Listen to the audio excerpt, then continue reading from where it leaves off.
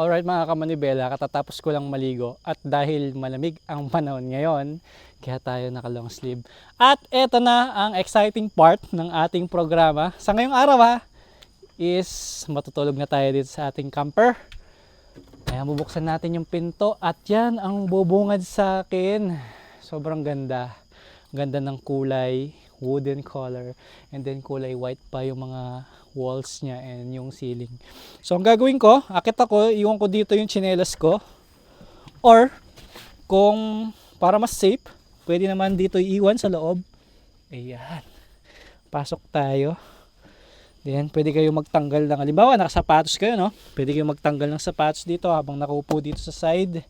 And then akit tayo dito. Dahil ako lang naman mag-isa, kaya nakababa na yung itong cover na to. Ayan. So ang kasya dito sa loob is 3 adults. Then meron pang kasya dyan, siguro mga kids. Ayan. Kasya dyan. So nako-convert to ng higaan. Ayan. So kahit hindi na natin buksan yung aircon dahil gabi naman at may konting hangin na pumapagaspas sa bintana, so iwanan na lang natin na bukas itong screen. Yan, hindi naman makakapasok unless kung uulan, doon natin ibababa yung plastic cover nya.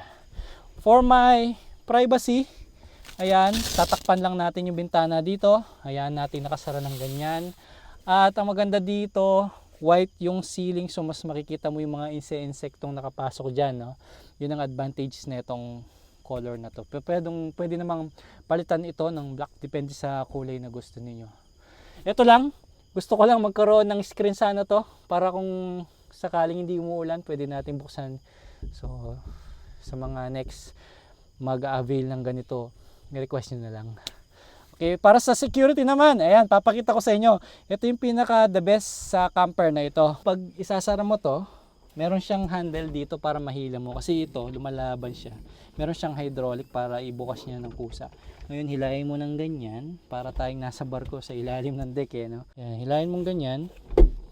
Tapos dito, then tulak mo to pataas. Ayun, nag-lock siya. So meron din siyang lock sa ilalim. Ayan, then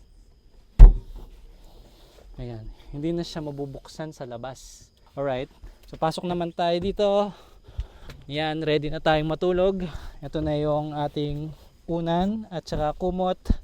At sa pagpatay naman, dito sa ilaw, meron tayong remote. Yun ang kinagandaan ng remote. So hindi mo na kailangang lumabas para patayin ng ilaw.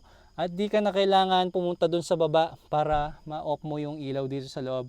So ang number ng ilaw dito sa loob is number 1. And then yung number 6 naman is para sa labas. So, papakita ko sa inyo yung effect.